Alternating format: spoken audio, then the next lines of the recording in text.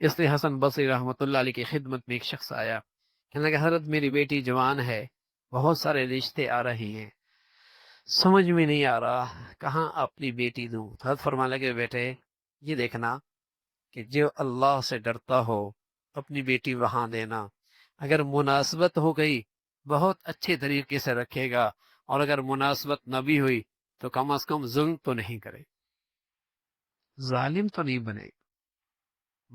اللہ سے ڈر۔ تو میرے عزیزو، گھر بن جائیں، گھر آباد ہو جائیں، تو ماں باپ کی بھی ذمہ داری ہے کہ بچوں کو بچپن ہی سے اللہ کا خوف کا عادی بنائیں، بچیوں کو بچپن ہی سے خوف کا عادی بنائیں، اور انہیں سمجھائیں کہ ہمارا دنیا میں جینا خواہشات پورا کرنے کے لیے نہیں ہے، ہمارا دنیا میں جینا اپنے اللہ کو پا لینا ہے، اور اللہ صبر سے بھی ملتا ہے، شکر سے بھی ملتا ہے۔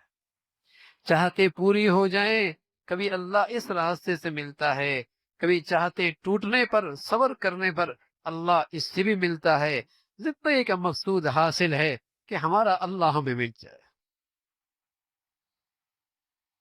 اپنی بچیوں کی تربیت، اپنے بچوں کی تربیت ہو تاکہ ان کی طبیعتوں میں صبر ہو، تحمل ہو، برداشت ہو، صبر ہو، تحمل ہو، برداشت ہو، شکر ان کی زبانوں پہ آئے۔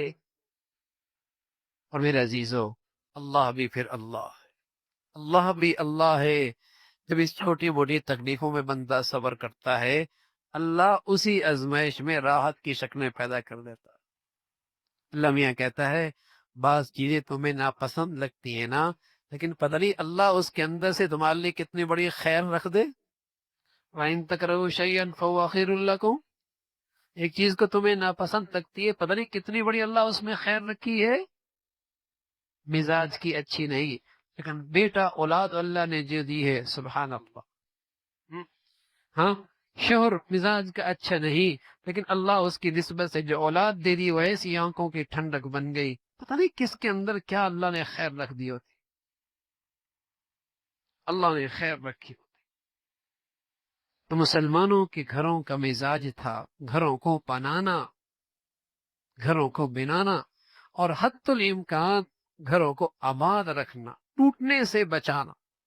اس لیے رسول اللہ صلی اللہ علیہ وسلم نے اس شخص کی بڑی تعریف فرمائی ہے، بڑی تعریف فرمائی ہے جو میاں بیوی کے درمیان محبتیں پیدا کرتا ہے۔ فرمایا اگر وہ جھوٹ کا بھی سہارا لیتا ہے تو تب بھی اس کے حق میں جھوٹ نہیں، اس لیے کہ وہ میاں بیوی کو ملا رہا،